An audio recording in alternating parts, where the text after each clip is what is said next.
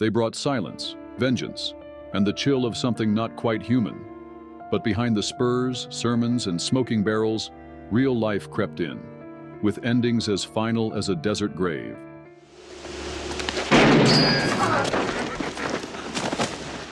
One was a towering figure of the genre, his every word laced with weight. Another gave fire to a dying town, then vanished from the spotlight. And some faded like whispers in the wind, names etched faintly in the dust of cinema. They weren't just actors in a Western, they were part of a myth. This is the story of Pale Rider's actors who passed away.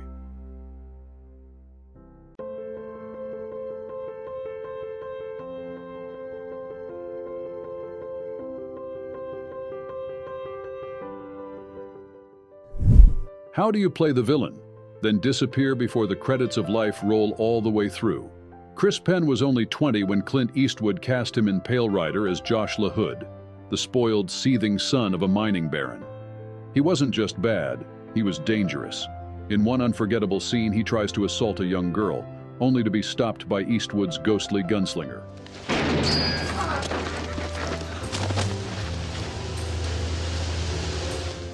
The moment is chilling, and it cemented Penn as a force. Not the star, but the kind you remember. That became his legacy. From Footloose to Reservoir Dogs, Chris never needed the spotlight. He gave flawed men depth, made villains human. But on January 24, 2006, he was found dead at home. His heart, twice the size it should have been, had failed him. Prescription meds played a part, but there were no illegal drugs, no scandal, just a body worn down. He was 40. Penn didn't burn out. He was simply overlooked. And maybe that's the cruelest part. He was never the hero. But somehow, he always made the story his.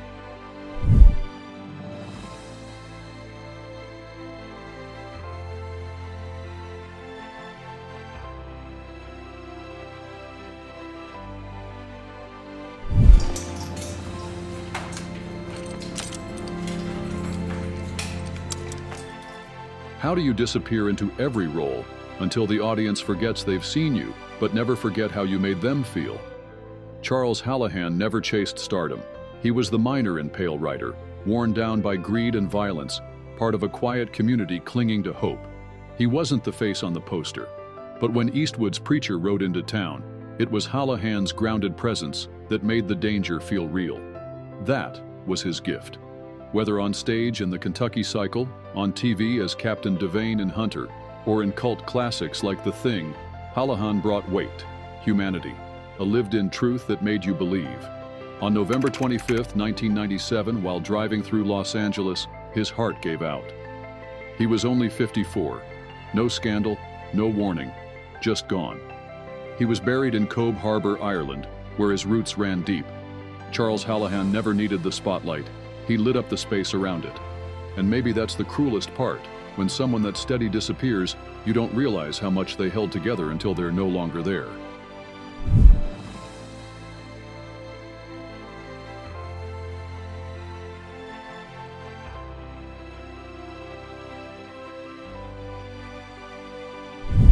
They say the West was built by men with guns, but Pale Rider knew better. There, in the dust and silence, stood Sarah Wheeler, Carrie Snodgrass, watchful, weary, and strong. She wasn't loud. She didn't need to be. Her eyes told the story of a mother trying to protect her daughter, of a woman who had lost too much and still stood tall. Carrie made you feel the weight of a life lived hard. She brought that same quiet power to every role, from the unraveling housewife that earned her an Oscar nod to the complex women in Blue Sky and Murphy's Law. She didn't shimmer like a starlet. She smoldered, slow and steady. But even steel has limits. Who are you? Who are you, really? On April 1st, 2004, Carrie Snodgrass died waiting, for a liver, for more time. Her heart gave out before the phone call came. She was 58. She left us the kind of roles that linger, like echoes in an empty cabin. And in Pale Rider, she didn't just stand by the preacher. She stood for all of us.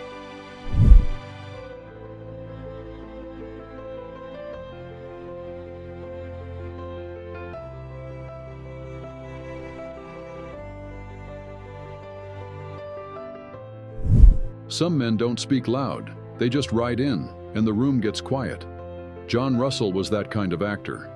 In Pale Rider, he was Marshall Stockburn, steel-eyed, silver-haired, hired to kill without asking why. He didn't need to snarl, he didn't need to shout. He wore authority like a second skin. Before Hollywood, he fought in Guadalcanal, earning medals and scars in equal measure. Maybe that's why he looked so damn real in a uniform. On screen, he was the law, sometimes on the right side, sometimes not. As Dan Troop in Lawman, he gave justice a face.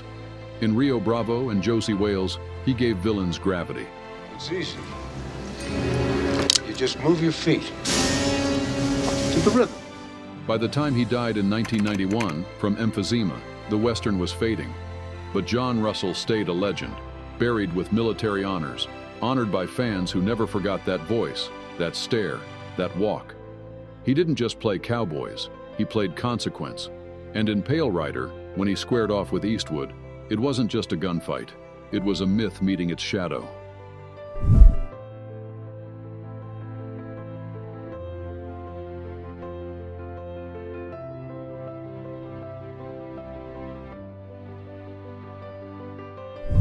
Some faces haunt the frame. Billy Drago's didn't just haunt, it lingered. In Pale Rider, he was Deputy Mather, a corrupt lawman with dead eyes and a coiled edge. He didn't shout, he didn't snarl. He simply watched, waited, then struck with a grin that made you uneasy. That was Billy Drago's gift, menace without motion, danger wrapped in silk. He perfected the art in The Untouchables as Frank Nitti, dressed in white, soul full of shadows. And from horror to action to cult TV, he became a legend of the background, a presence directors trusted to chill the air. Off-screen, he had warmth, wit, and a sharp mind. But on camera, he was mythic, a villain you never forgot. On June 24, 2019, he died from complications after a stroke. He was 73. No Oscars, no speeches, just a long line of unforgettable moments. Billy Drago never played the hero. He didn't need to, because when he showed up, you knew something wicked was coming, and it had style.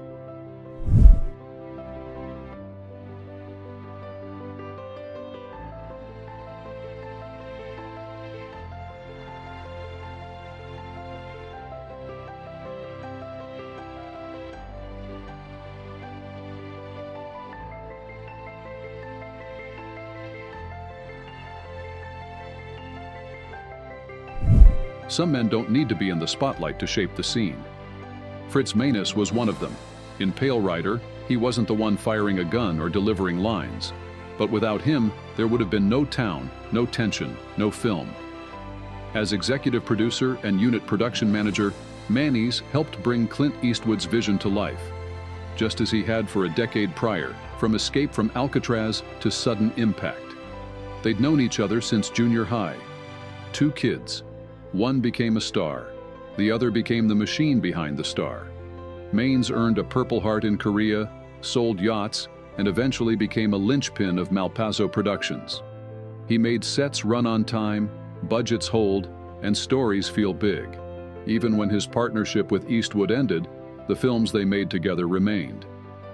On September 27, 2011, Fritz Mayes died of lung and brain cancer. He was 79.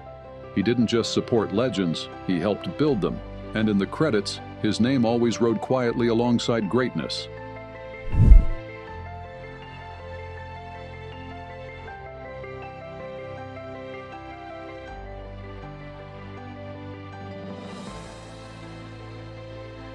He didn't need to speak loudly. His size did that for him. But Terrence Evans wasn't just tall. He was grounded, steady, the kind of actor who gave stories their spine. In Pale Rider, he played Jake Henderson, one of the weary miners clinging to hope beneath the threat of La Hood's violence. It wasn't a flashy role. Evans didn't need one. His presence said everything. A man of the earth, worn but unbroken. That was his strength. Over 6 decades, he became a fixture in American television. Star Trek, ER, Quantum Leap, The A-Team. He drove the tanker truck in Terminator 2. He was Old Monty in the Texas Chainsaw Massacre. Genre fans knew that face, that voice, that weight. On August 7, 2015, Terrence Evans passed away at 81. No scandal, no spotlight, just the quiet close of a long, remarkable career. He never needed the lead. He brought life to the background. And maybe that's the point. Without actors like him, the world on screen would never feel real.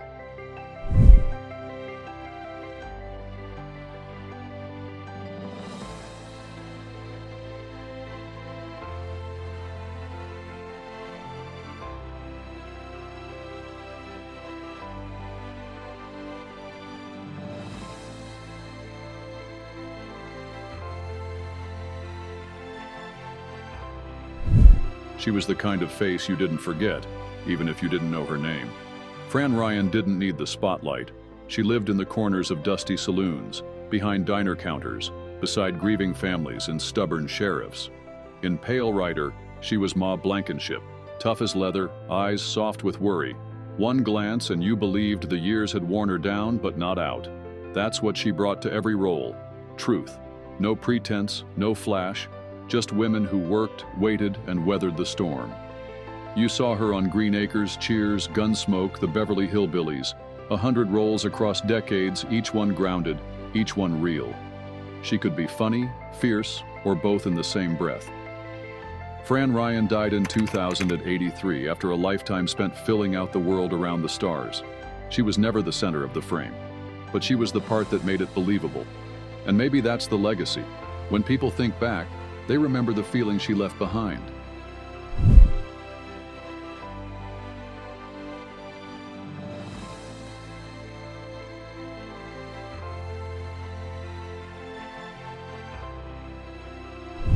Some men don't raise their voice, they simply own the room.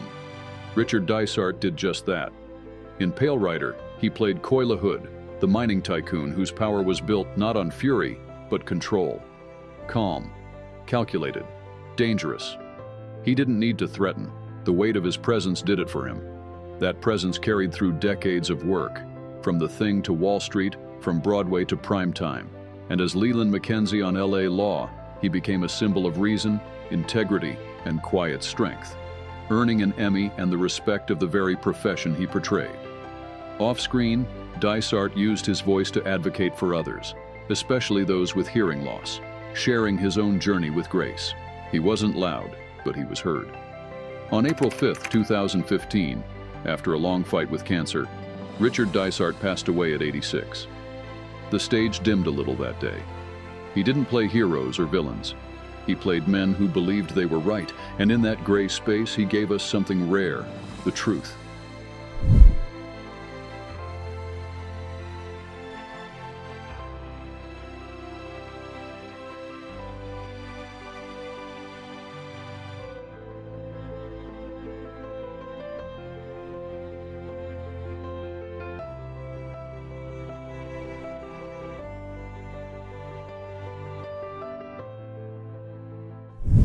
You've seen Doug McGrath before, even if you didn't know his name.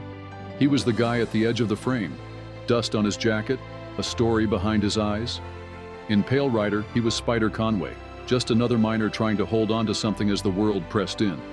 He didn't need to say much, he just had to be there, and you felt it. That was Doug's gift. Whether in The Outlaw Josie Wales, Porky's, or Going Down the Road, he played men who felt real, men who worked hard, hoped quietly, and didn't always win, but kept going anyway. He never chased stardom. He carried stories, the kind you recognize from your own life, or maybe your father's, the kind that matter more than the credits. He came back and down the road again, older, weathered, still walking that path, still Pete. Doug McGrath may not have a star on the boulevard, but his work endures like footprints in the dust. Still there, still honest, still walking. Rest in peace.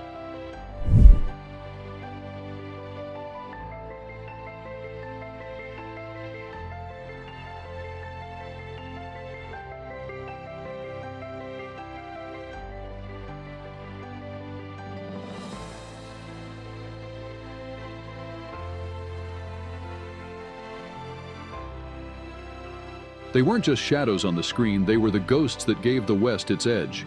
Icons who made us wonder if justice rode on a horse, or something darker. Their performances still echo in lonely valleys, reminders of judgment, loss, and the cost of redemption. And even now, when the wind howls just right, you can almost hear them riding. Which Pale Rider moment left you haunted? And which actor still lingers in your mind? If this tribute spoke to your soul, like a voice from beyond, please like, comment, and subscribe. We'll keep remembering the legends who never truly left. Always remember, death may end a man, but a legend rides forever. Thanks for watching, and we will see you in the next video.